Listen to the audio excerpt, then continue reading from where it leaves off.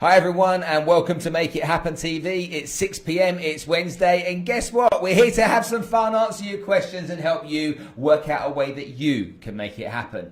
I'm joined with an astonishingly successful lady, a real example of that term, make it happen. Someone I admire greatly, who I'm inspired by every single time I think about her, read about her, and whenever I get that small amount of opportunity to spend some time with her. A Guinness World Record holder, not once, not twice, but 8 times, 8 Guinness World Records. A passion, a commitment to try and help children suffering in the slums of Dakar to try and have a better education and a better life. This is one woman on a mission with purpose. All of you, please, please, please, love hearts, thumbs up, as much energy as you possibly can give out there in Facebook world for the incredible, wonderful and awesome Maria Conceicao. Hiya! Hello! Yay, on the show again! Now Maria is terrified, absolutely terrified of being on camera. She doesn't enjoy it, she doesn't enjoy being in front of the mic, so she has to sum up a load of courage to do it. But when I eventually get her here, it's a lot of fun, and she's got just so much heart and so much drive and passion that it's infectious, and I want you all to feel some of that this afternoon. So please ask any question you like about Maria, her journey, what she's done. We'll give you some highlights and I'll let her tell her story for you in a minute. But think about, okay, anything you can think about, any kind of situation you've been in where you've had to push yourself, where you've had to go an extra mile, where you've got to that point where you're full of fear and you can't step out of your comfort zone. Think about that and you'll learn, okay, by asking Maria the answers to those types of situations that you've been in and how you can overcome them. So Maria, there's lots of people now, because of don't stop going on talking about you. There's lots of people right now that are going to know you, but there will be some people here in the audience today that don't know who you are. And they're like, who's that lady then with that strange surname? Okay, sitting there with Spencer. So let's make sure that everyone really knows a brief synopsis of you. Okay, hello everyone. I'm Maria from Portugal, 41 years old. I'm the youngest of 8 children. That's it? Youngest of 8 children. Okay, so tell us, you were adopted at what age? At the age of 2 years old, my birth mother, she was unemployed, and she met a poor refugee woman from Angola, Christina. She had 6 children of her own. She was a widow, and she worked as a cleaner. And when she met my mom, she didn't hesitate to offer help. So she told her, go to Lisbon, find a job, and when you're independent, come back and I take care of Maria until then. At the time, she didn't know my mom had a mental illness, so my mom didn't come back. 16 years later, I turned myself into a young adult, ready to go to the world. I left Portugal, and I always worked in hospitality and cleaning. And then at the age of 26 years old, I got this amazing opportunity to become a flight attendant, to work at 39,000 feet here in Dubai. A trolley dolly? You got the chance to be a trolley dolly? What other nicknames do they get? No, chicken or beef, tea or coffee. Chicken or beef. And then, unexpectedly, 1.5 years later, I had a 24-hour layover in Bangladesh, Dhaka, one of the poorest countries in the world, and my life just absolutely changed completely, upside down, 180 degrees. So what prompted you to go into the slums in Dakar? Why didn't you just stay in your hotel? You're in Bangladesh, you did 24 hours you're there for, you didn't need to go anywhere. Where did that urge to go and seek this out come from? Do you think it was a calling? Okay, do you think it was by accident? How did it happen? Definitely up to that point of my life, I never planned to open a charity institution or work with poor people.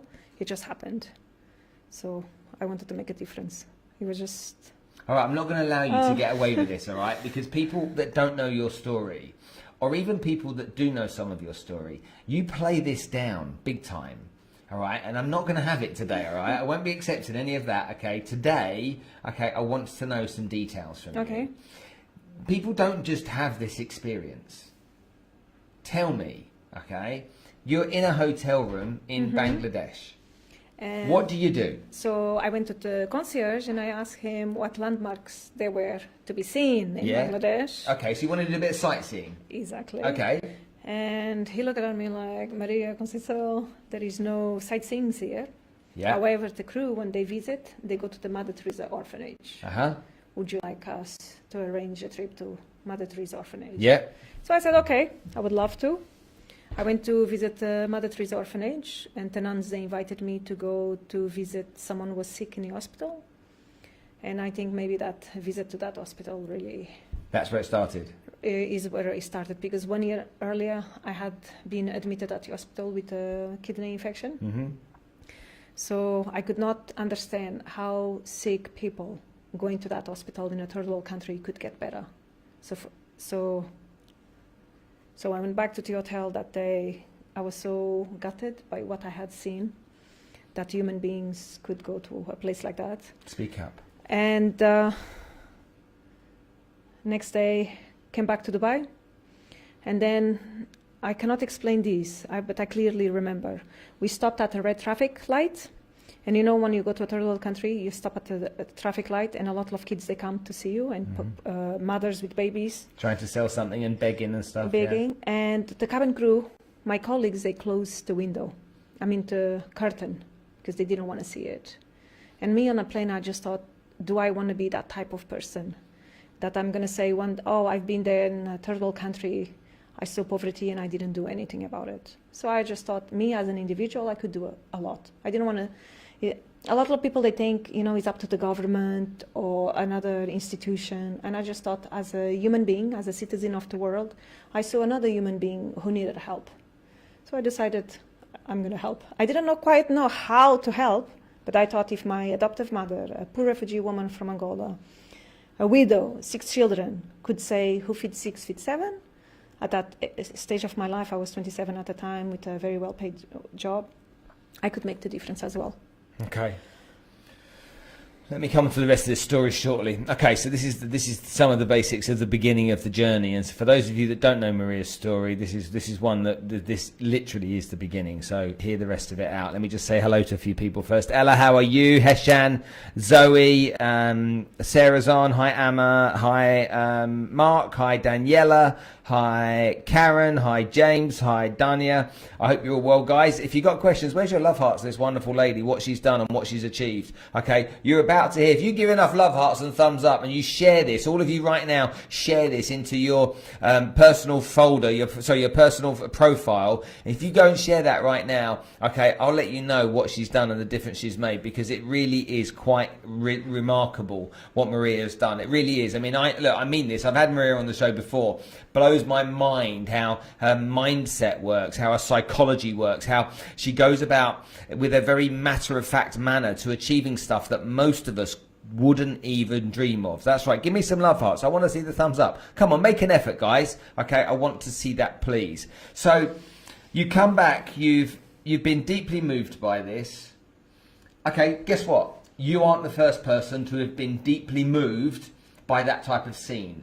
Been touched by it, been affected by it, been bothered by it, concerned by it. You're not the first person. So what then prompted you to take action and do something? And what was it that compelled you to do that? Me? I wanted to help. You can't make it as simple as that. But it is as simple. I just thought, all you have to have is the willingness. It's not the money, it's not the experience. You have to have a heart and wanting to help. But maybe because... Okay, but there's certain levels of help you can have. You could have helped by saying, right, I'm going to get together some clothes, okay, or I'm going to get my friends to all donate some money, and there's my contribution. My effort's been made. I've tried to help. You went on, and let's just make sure that everybody understands. You've gone on, and you've now taken care of how many kids? I took care of 101 families with 600 kids. 101 families with 600 kids have got what from you? From me? From the foundation, We help them all the way to grade 12. And once they finish grade 12, they can go to university or get a job. And I needed to make sure I was going to make them independent. So hold on. You've got 600 children through to grade 12 at school. We've been looking after 600 children for the last 13 years. 13 years, yes. So all of these 600 kids you've got educated? Yes. And you've helped them to get into university? I'm helping them. And you help them with internships? We're helping them with internships. And you're doing this all because you have a duty in your heart as a human being to help these people. Yes. Can we just make sure that we understand that for a second? 600 kids across over 100 families have been able to get educated from the slums of Dhaka in Bangladesh that would not have got that at all had Maria not decided to make a difference? Isn't that just so incredible? I think about that and I'm like, I wonder if all of us could just do, every one of us could just do 10% of what Maria's done, the difference that the world would see. Can you imagine what that would be? Guys, if you've got any questions for Maria, then please let us know what questions that you've got. Okay, I've got questions that have come in across here from Twitter and whatnot. But if you've got any questions you want to ask, then let us know. Hi, Alex, how are you? Okay, yeah, get out there and share it. Please share. Ella Clements, okay, she knew you from some time ago. She's saying hi. Okay, hello. Zoe Turner knows you. She's saying hi. So anybody out there, please, you want to come and say hi. Hello, Zoe. Thank you for climbing Kilimanjaro on behalf of Maria Christina Foundation. Oh, is Zoe climbing Kilimanjaro? Okay, so let's just talk about this then, challenges, so we know what we're dealing with here. Okay, let's list them down one at a time, what Maria has done. And first of all, why couldn't you just do what a normal person did? Okay, and go to lots of companies and try and raise some money and leave it there. Why did you have to go and do these absurdly obscene, crazy, amazing things and break all these world records? Why? Because the recession hit the corporate world, yeah, the financial crisis, yeah, and the quickest way and most efficient way to raise funding was through sports. So this is what I did. Okay, so let's just make sure everyone's aware of this. Hi, Sham. How are you? I hope you're well, mate. So let's just make sure we've got this. Have you been to the North Pole? Yes. Have you been to the South Pole? Yes. Okay, have you climbed to the top of Mount Everest? You have? I did. Okay, you've done that as well. So North Pole, South Pole, top of Everest. Mm-hmm. Okay, have you climbed Kilimanjaro? Yes. Okay, have you climbed Mount Elbrus? Yes. Are you about to climb Denali? Yes. What mountain is missing? Out of the 7 summits, only 2, Denali and Carlston's. But you're about to go to Denali. Yes. And you might be doing the other one with me in September. Exactly. Okay, so that's the 7 summits of the world. That's mountaineering, North and South Pole. That's enough, isn't it? Is that not enough? Okay, what else have you done? Tell me about the Ironmans. I ran, then it was, after the climbing, was running 7 marathons in 7 continents in the fastest time possible. 7 marathons in 7 continents in the fastest time possible. The first year in 2014, it was in 6 weeks. I promised 7, but I managed to do it in 6 weeks, okay. And what else? In 2015, I attempted to do 7 marathons, 7 days in 7 continents. Nearly managed to pull that one off. I did 6 marathons, 6 continents, 6 days, and unfortunately the weather got bad and we couldn't land in Antarctica, so I did it in 10 days. I still currently hold the world record for that. Crazy. Okay, what else? And then... Think about this, mind over matter. In 2017, there was a lot of hype that Alpha Ironman, it was coming to Dubai, so someone mentioned, so I just thought, how about break a world record into Ironman, and I was hoping that. Okay, what was it then? Come on then. It was doing. I attempted. Yeah, I just I was going down the shops. I was picking up some groceries, and I decided, I'll break the world record in Ironman. I had 3 months to do it if I wanted to break the world record. So the world record was to do 6 Ironmans in 6 continents in the fastest time possible, which was 56 days. Managed to break that one, and then I realized if I did another Ironman, so 7 in 70 days, I could break the world record for the most Ironmans on a female version. Okay, so you did all of this because you love collecting world records, yeah? I don't do it for the records. What do you do? I do it to raise the funding and the awareness that to fulfill the promise I made to these kids. And then I'm hoping that the corporates, they will see me, or a sports brand will see me, they give me money, and with that money I can support the kids' education up to grade 12 and provide them. Incredible stuff, really incredible stuff. Okay, a couple of things we need to talk about, okay? Karen's just asking a question. What was your most difficult challenge, Maria? And have you ever been tempted to give up? And what kept you going? What was the most difficult one? Looking back 13 years, definitely running this charity organization. Running the organisation. No, out of all the challenges I'm telling you, climbing Everest, North Pole, South Pole, the 8 Guinness World Records, all combined. The toughest thing ever, it was to honor my promise. Because 13 years ago, I promised these families and children I was going to take them out of poverty. I never imagined how hard it would be. And the things I would have to do it because basically I keep reinventing myself. So that was the hardest thing. However, if you're talking about challenges, the hardest challenge I ever done was attempting to swim across English Channel. Swimming is my kryptonite, so the training, it was brutal. And recently going to the South Pole, trust me, everyone is like, wow, you went to the South Pole, how amazing. Minus 40 degrees? It was not Really good. tough. Really tough. Wow. Okay, interesting. What next world record do you want to break? And Spencer, do you plan on breaking any records? Okay, Karen, well, first of all, we'll deal with that. Any other world records you want to break? Actually, I was thinking to break another world record before the year ends. Which is? Because, you know, schools in the... Yeah, I'll break another world record. Like I order an Indian takeaway. Is that I'm going to have another takeaway before Christmas? No, I'll do another world record. You know, people, actually, if you're listening and watching this... Talk to everyone. They're out there watching you. If you really want to break a world record, just get in touch with me. I'll show you how. You know, it's just, you really have to want it. That's all. Once you really want it, to break it, and you put that into your mind, there is nothing that is going to stop that happen, you know? So I just thought it would be very good for the charity, for the kids and for the families, to break another world record before the year ends. So I'm likely to break another. So what was the challenge you did that was the most difficult one? The swimming one. The swimming, and but you didn't complete that one, did you? No, I swam 7 hours. And then the currents, they were stronger than me. You didn't make that one. Okay. Did you guys watch Eddie the Eagle? Do you know the story of Eddie? Okay, I am the real live version of Eddie the Eagle. Eddie the Eagle, female version.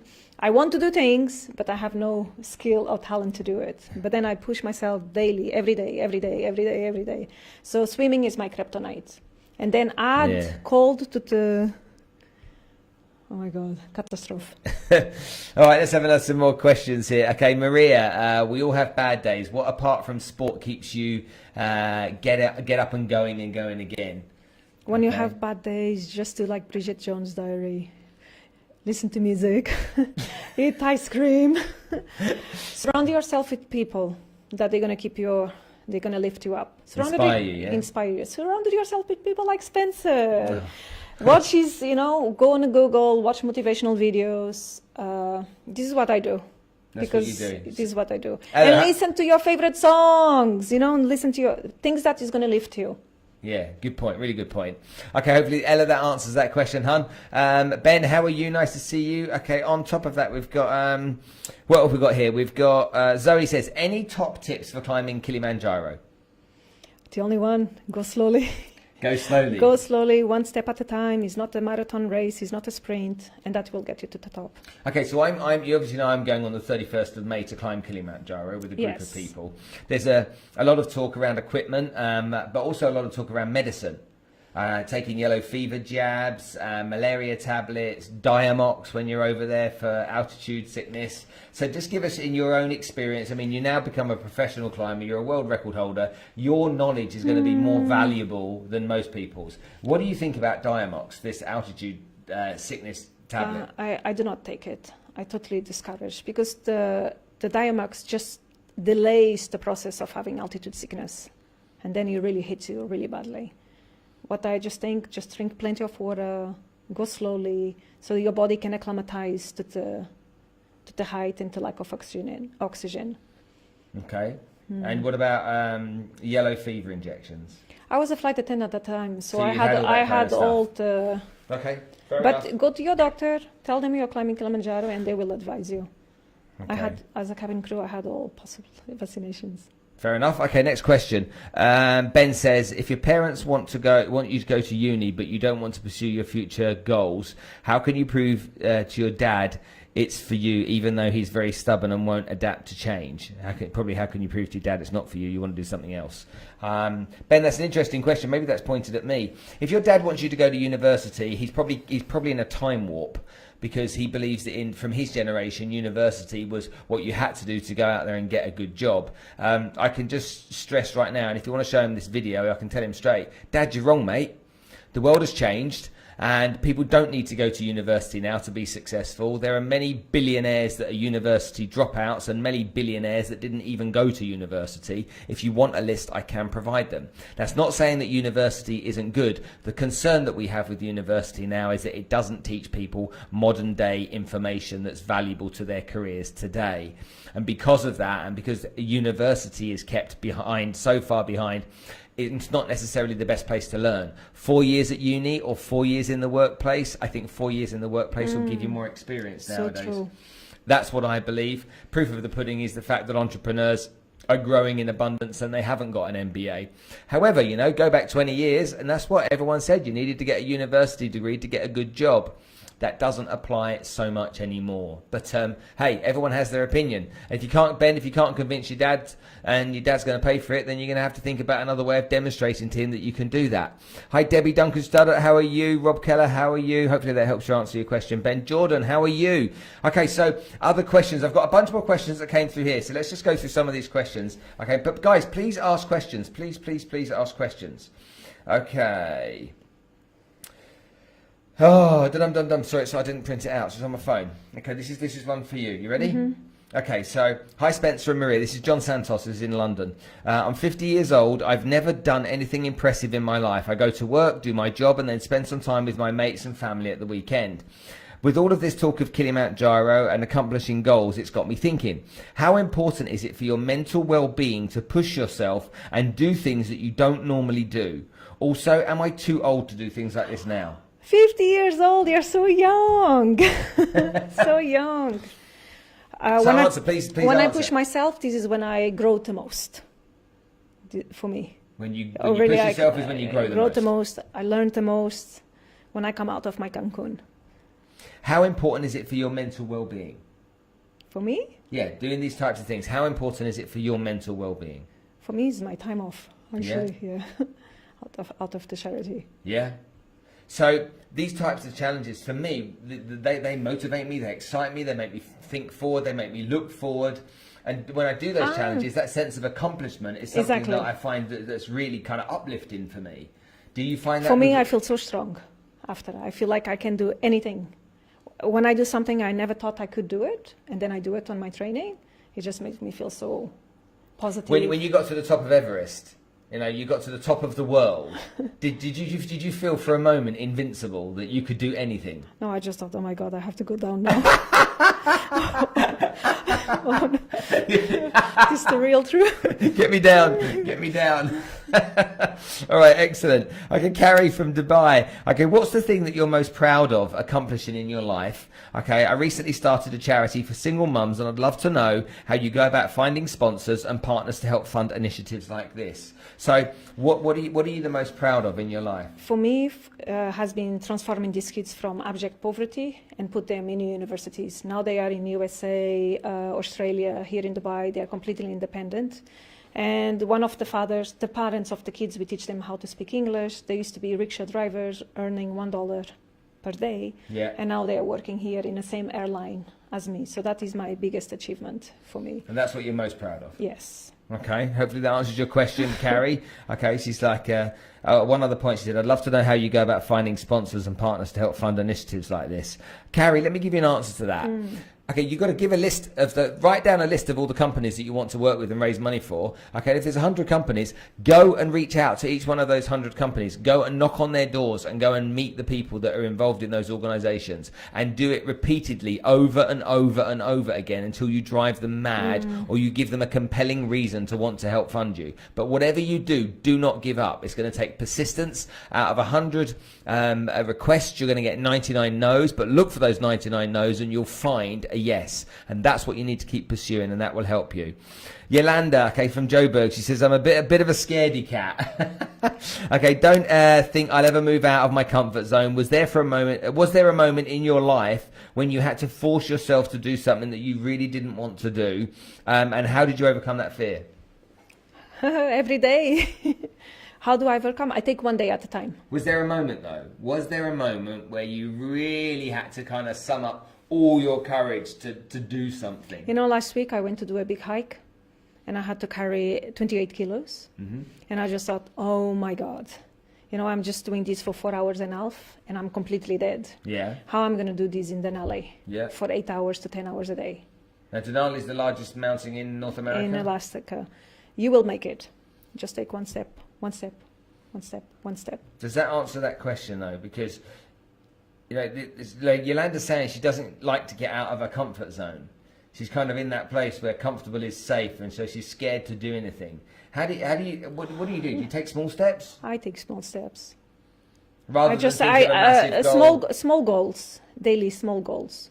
Okay, and do that and that'll help. All right, fair enough. Kerry, hopefully that helps you, Yolanda. Hi, Pablo. Hi, Brad. Hi, Steve. My cousin Steve's on. Hiya, Steve. Kazar's on as well. Okay. Kerry says, I run a small agency, and since starting it 6 years ago, I haven't taken a holiday. I'd love to do adventurous things like climbing Kili and Everest and doing marathons, but between my 2 kids, my husband, and the company, I just don't have the time. Also, I don't have a second in command at work that I can entrust to run my company while I'm away. How do I go about finding more balance in my life?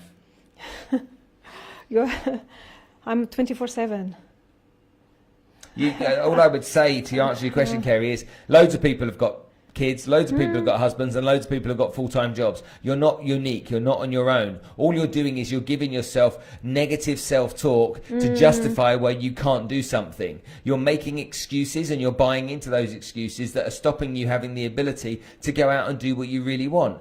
Do you think if you really set your mind to it, you couldn't achieve it? Do you think if you really you can do anything you set your mind to. If you set your mind to saying, I can't do something, you won't do something. You won't do it. Okay? So you've got to get out of that headspace. Really get out of that headspace and start looking at yourself and thinking about your behaviour and your belief system. Just think, how can I make this happen?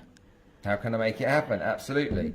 Karen Jones from Cape Town. The only goals I have in my life are money goals, but I recently signed up to your university. Cheers, Karen. Okay. And you mentioned that you set goals for each and every area of your life. Is this true? What areas in my life should I set goals for, and how best should I be tracking them? Why is goal setting important in your opinion? I think goal setting is important. To be honest with you, it's really important because you've got to have something to aim at. And if you get something to aim at and it's not too far in the distance, it helps you focus and it helps you align the things that you need to do. If we don't have goals, then we're all prone to wasting time or losing time. You know, we can get sucked into non-productive things. You know, if we don't have a goal, we can get sucked into watching a box set on Netflix. And before you know it, you're 6 episodes in and you haven't left the sofa. So I believe that you've got to have goals so that you get up every day and you go out and you take the action you need to achieve that goal. Whether that's climbing mountains, whether that's work goals, personal goals, whether that's health goals, it doesn't matter what it is. Work, you know, want to lose some weight, you've got to give yourself a goal. You can't just say, I'm going to lose some weight and I'm going to lose that weight in the next few months. It will never happen. No. I'm going to earn some money in the next few months. It's never going to happen. You've got to be clear and concise and precise and work out the strategy behind achieving it. And once you do, and then you take action, then it's very possible. And in most cases, it will be doable and it will be achieved. Choice is yours though. Carry on doing what you're doing or make that change and follow the advice we give. Okay, hi Wizam, how are you? Joanne, how are you? Lizzie Metcalf's on. What are your goals for the future? What priorities will help you achieve them? What are your goals for the future and what priorities will help you achieve them? Me? Yeah. It's the same. Same thing. Currently we have 125 kids. 20 they graduated these just now. They finished grade 12. Yeah. We are looking for jobs. Yeah. Or taking them to university. Yeah. How I'm going to do that? Breaking another world record. Are you going to break some more world records? This year, yes. How many more are you going to do this year? I'll do it as many as it takes. How many do you think you'll finish off the year with? 10. 10 world records? I could. And next year? I will do how many? I will do as many. You'll definitely finish off with 10 this year? Yes. Definitely. She nuts or what? 10 world records. Yeah, I've got 10 world records. It's not tiddlywinks, is it? You know, it's not 10 world records of who can sleep for the longest. This is like crazy stuff. It's super impressive. Got another question here from Jenny Collins. Okay, I'm terrified of failing. Because I'm so terrified of failing, I decided not to take a recent promotion.